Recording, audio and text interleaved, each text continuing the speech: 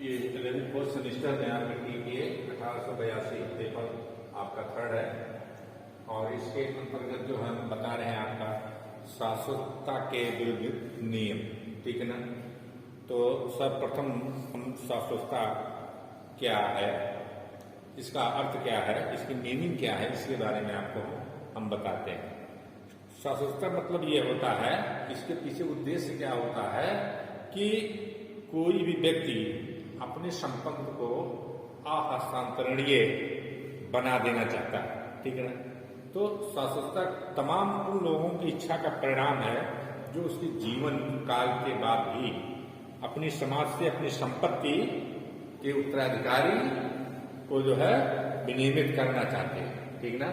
अपने जाने के बाद भी जो भी अंतरण करता है वो उसको अपने जाने के बाद भी वो अपने संपत्ति पर अधिकार रखना चाहता है। इसी उद्देश्य से ये किया जाता है, ठीक ना। तो कुछ लोग ऐसे होते हैं जिससे एक पारिवारिक स्टेटस जो है वो बनी रहे और उसका मान स्वाभिमान परिवार का बना रहे, और जो भी उत्तराधिकारी हैं किसी संपत्ति का जो है अंतरण कर करके अपनी स्टेटस को बेकार न करने, बर्बाद न करने, संपत्ति को बर्बाद न करने, इस तरह के जो कंडीशनल अंतरण किए जाते हैं उन्हीं जो है शाश्वत के नियम के हैं, ठीक ना। इसके विरुद्ध जो नियम हुए वह है, ठीक ना। तो इस तरह से जो भी ट्रांसफर होते हैं तो वो है शाश्वतता के विरुद्ध नियम, ठीक है।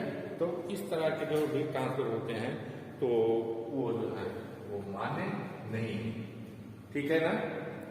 इसमें बात यह है, उदाहरण से समझ लीजिए, जैसे आ के पुत्र जो भविष्य में पैदा होगा को आजीवन हित दे दिया गया और तत्पश्चात आ के पुत्र के पुत्र को आजीवन हित दे दिया गया और ये क्रम चलता रहा, तो ये जो है शाश्वत नियम के विरुद्ध हो जाएगा, ठीक है ना। तो इसके लिए जो है इस तरह का अंतरण जो है वो शून्य होगा, ठीक है ना। तो शाश्वतता नियम के विरुद्ध जो है ये नीति है, ठीक है ना। नीतिगत मामला है, ये नीतिगत है और इसके विरुद्ध सिद्धांत आधारित है कि शून्य होगी। अगर शाश्वतता का निर्माण हो गया कि कोई भी संपत्ति अंतरण के लायक रही नहीं गई तो जो है वो अंतरण शून्य माना जाएगा, ठीक है ना। अब इसके अंतर्गत जो विरुद्ध इसके नियम है, शाश्वतता के विरुद्ध नियम जो है उसके अंतर्गत जो है वो कैसे होगा, ठीक है। तो एक आजाद व्यक्ति को पूर्विक हित समाप्त पर या उससे अस्तित्व में आ जाना चाहिए। एक नियम यह है कि अगर शाश्वतता का आप चाहते हैं नियम का पालन करना तो उसके विरुद्ध क्या नियम है वो जो है इस सेक्शन में बताया गया है, ठीक है ना। नंबर 1 है कि जो भी आजाद व्यक्ति को है तो पूर्विक हित की समाप्ति पर, ठीक है, या उसके पहले अस्तित्व में आ जाना चाहिए, ठीक है ना। और ताकि संपत्ति में उसके जन्म पर निहित हो जाए, भले ही उसका कब्जा उसके निकटस्थ की समाप्ति पर प्राप्त हो। इसका मतलब यह है कि और उसके ये होगा, जैसे मान लीजिए आ है, आ किसी संपत्ति है, कोई प्लॉट है, ये ट्रांसफर करता है बा को, ठीक है ना, ठीक है। बा को ट्रांसफर करता है किसके लिए, आजीवन के लिए, ठीक है ना, आजीवन। उसके बाद उसके पुत्र सा को ट्रांसफर करता है, ठीक है ना। अब मान लीजिए बा की शादी अभी नहीं हुई है, नहीं हुई है, ठीक है ना। शादी हुई नहीं है और बा को कोई संपत्ति ने ट्रांसफर कर दिया और शादी के बाद सा अभी पैदा नहीं हुआ, सा जो है अभी पैदा नहीं हुआ और बाकी क्या हो जाती है, मृत्यु हो जाती है, ठीक है ना। तो सा की अभी जो है पैदाइश नहीं हुई है, ठीक है ना, और एक बात की मृत्यु हो गई। तो ये जो आजीवन है इसके बाद ये, इसके बाद ये, मतलब जब इसकी मृत्यु हो गई तो सा को अस्तित्व में रहना चाहिए, ठीक है ना। सा को अस्तित्व में होना चाहिए, ठीक है ना। अगर सा अस्तित्व में नहीं है तब ये संपत्ति कहां जाएगी, ठीक है ना।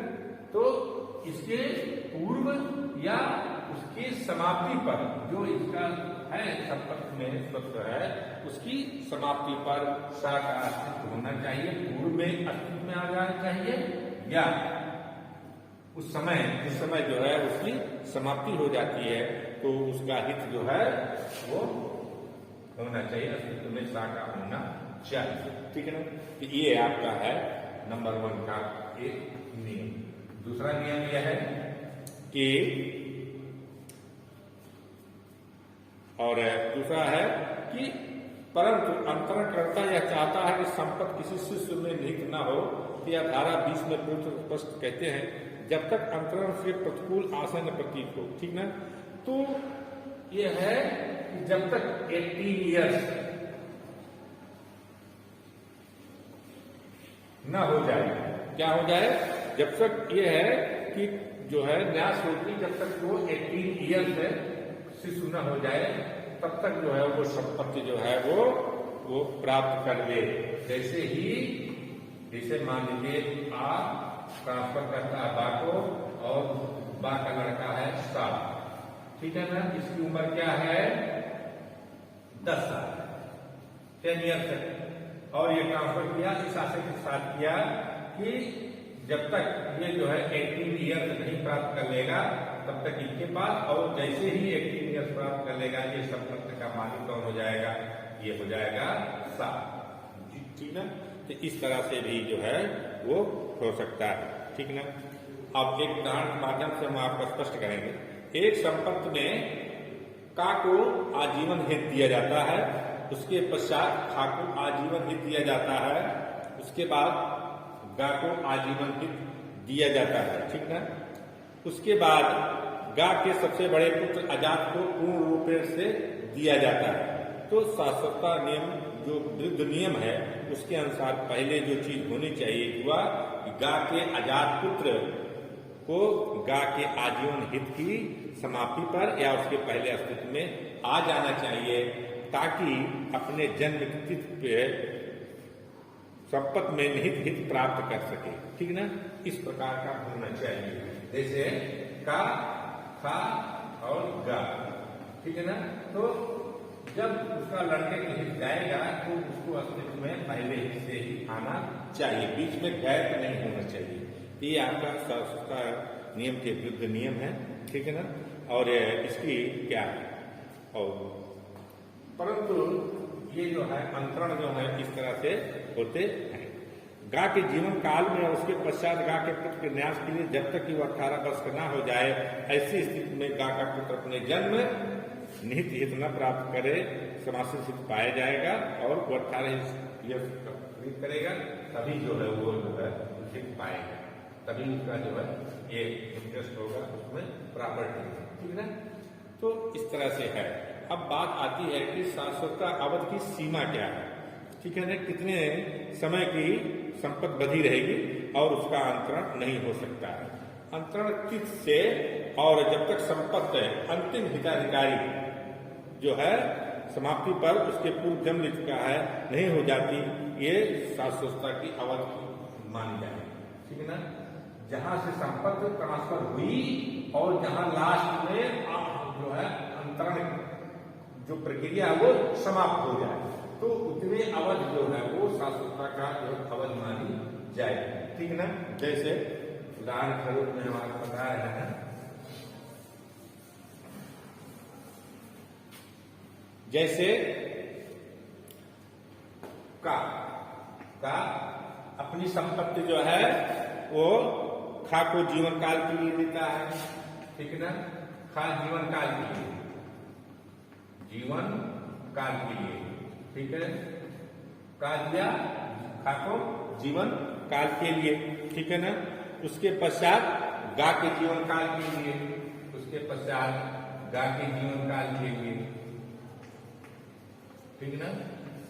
ठीक, उसके बाद जो है गा के अजात पुत्र, गा के अजात पुत्र को दिया, ठीक ना, पूर्ण, ठीक है, उसको जो है, और गा के अजात पुत्र को जब तक वो 18 ईयर्स का न हो जाए, ठीक है ना, 18 ईयर्स का न हो जाए। ये यहाँ का ट्रांसफर है, का से खा आज जीवन भर, फिर गा के जीवन काल भर, और गा के अजात पुत्र जब तक वो 18 ईयर्स का ना हो जाए। तो ये संपत्ति का अंतरण इस ढंग से होगा अगर कोई जो है इस तरह का अंतरण करता है। तो इसके बीच में मान लीजिए अब खाक जो है 15 वर्ष तक जीवित रहता है, खाक कितना किया, 15 वर्ष, अंतरण के बाद 15 वर्ष जिया, क्या वर्ष जिया, 15 वर्ष, ठीक है ना, 15 वर्ष जिया, ठीक है ना, खा, और वो 15 वर्ष जिया, और गा जो है 25 वर्ष जिया, 25 वर्ष जिया, किसे, अंतरण से, इसी अंतरण से, ये 15 ये 25, 10 साल बाद, 15 के 10 साल बाद गा भी की मृत्यु हो गई, ठीक है ना, और ये जीवित रहा, और गा की मृत्यु जो है, और गा की जो मृत्यु होती है वो जो उसकी उम्र कितनी होगी, 7 वर्ष, ये गा के अजात की उम्र अगर 7 वर्ष है तब जो है गा की मृत्यु हो जाती है, ठीक ना। तो ये आपका 15, 25, 7, ठीक ना, ये है। अब ये कितने 11 वर्षों के बाद ये बालिग होगा, ठीक ना, 7 वर्ष ये उम्र है, ये जब गा की मृत्यु हुई है, गा के अजात पुत्र के जब 7 साल है तो गा की मृत्यु हुई, तब ये 11 साल जो है ये होगा, ठीक है ना। तो इस तरह से आपको जो है ये कितना देर के लिए बंधा रहेगा, 25, 11 और मिला करके आपका ये जो है 36 वर्ष, 36 वर्ष जो है ये संपत्ति एज इट इज रहेगी, ठीक है ना। ये इसका जो है अंतरण 1 by 1 होता रहेगा ऑटोमेटिक, ठीक है ना, ऐसे रहेगी, ये इसका अंतरण नहीं होगा, ये अस्तित्व में ही रहेगी, ठीक है ना, तो बधा रहेगा। तो इस तरह का जो है वो अवधि आपका है। और गा का जो अजात पुत्र है जो 18 ईयर्स हो जाएगा तो वो स्वतंत्र है कि अंतरण किसी को भी कर सकता है, लेकिन इसमें जो है वो अंतरण एक समयबद्ध, सीमाबद्ध और स्थान निश्चित है, उसके अंतर्गत भी जो ये अंतरण होगा, ठीक है ना। ये आपका शाश्वतता निवृत्ति के नियम की अवधि क्या है इसलिए देखा जाएगा, ठीक है ना। और ये चीज है, और इंग्लिश लॉ में और इसमें जरा अंतर है। तो अगर कोई जो है शास्त्र नियम के जो अपवाद भी हैं, अगर कोई लोक लाभ के लिए अंतरण होता है तो जो है वो मान जाएगा, लोक हितकारी के लिए अंतरण है, सार्वजनिक लाभ के लिए है, तब जो चीज जो है वो अपवाद के रूप में आएगी। अगर कोई इस तरह का विपरीत करार होता है तब भी जो है बात मानी जाएगी, ये अपवाद की श्रेणी में आ जाएगा, ठीक है। भूमि के साथ चलने वाली प्रसन्नताएं, भूमि के साथ जो चलने वाली प्रसन्नताएं हैं उसके भी शासन के विरुद्ध नियम लागू नहीं होते हैं। यही कारण है कि प्रसन्नता से उपबद्ध और उसके साथ चलती संपत्ति में साथ अस्तित्व विलेख रहेगा, ठीक है। और भार बंधक में जो अंतरण नहीं माना जाता है, शाश्वतता नियम के विरुद्ध नहीं प्रभावित होता है, ठीक है। इस तरह से ये आपका है।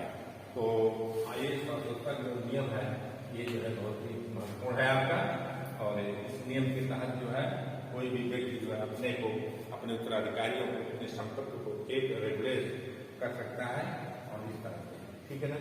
लेकिन इसमें शर्त ये है कि उसको अस्तित्व में होना चाहिए। जैसे ही पूर्व की जो है सत्व की समाप्ति भी हो, उसकी हित की समाप्ति हो, उसके पूर्व नेक्स्ट वाला जो है उसको अस्तित्व में होना चाहिए। वो जो संपत्ति कहा जाएगा इसको अस्तित्व में होना चाहिए। जिसके फेवर में वो संपत्ति अंतरण के द्वारा जाने वाली है। ठीक ना? तो आज इतना ही, और सेशन में और भी हम आपको बताएंगे उसके बाद जो है। Okay, all the best.